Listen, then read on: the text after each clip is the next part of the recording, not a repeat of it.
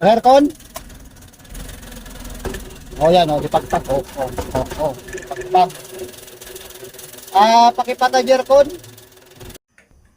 Yan, bale Suzuki Celerio, auxiliary fan problem. So, hindi na siya maayos umikot.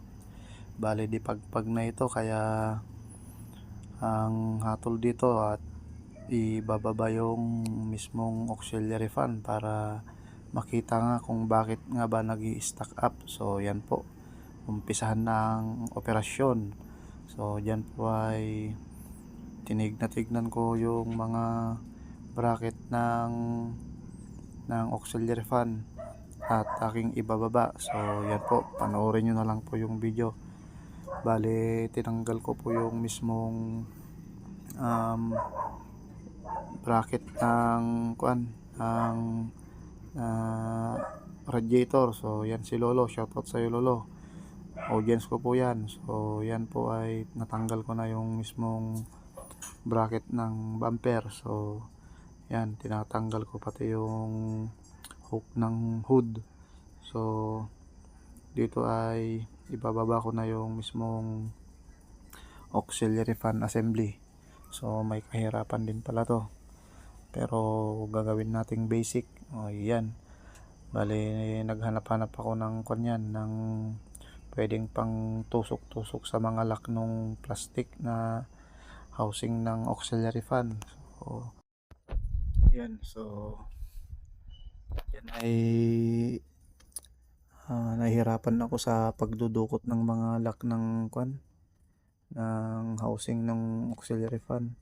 Kaya ay makongarod talagang ganyan ang buhay ng mekaniko. So yan, bali dito ay na pull out ko na yung mismong auxiliary fan ng Suzuki Celerio. So yan na po, bali i-dismantle ko na po yan at lilinisan ko yung kanyang fan motor. So yan na po yung kanyang fan. O yan, kinatay ko na yung mismong auxiliary fan.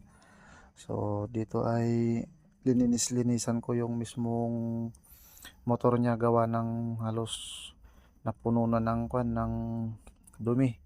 So yan po, panoorin nyo na lang hanggang dulo para magkaroon ng kaalaman at hindi na wag nyo nang ipunta sa mga mga car center, i-DIY nyo na gaya nyan ginagawa ko. So dyan ay nabuksan ko na yung fan motor. So ayan, bale nakita ko rito ay pudpud na yung kanyang carbon brass. So papalitan natin ng bagong motor.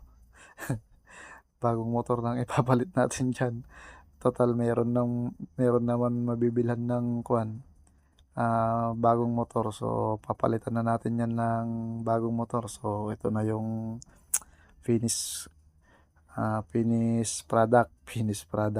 finish trabaho. Ayan, maganda na yung ikot, saka malakas na. So maraming salamat, and pa-like and follow na lang po. Salamat.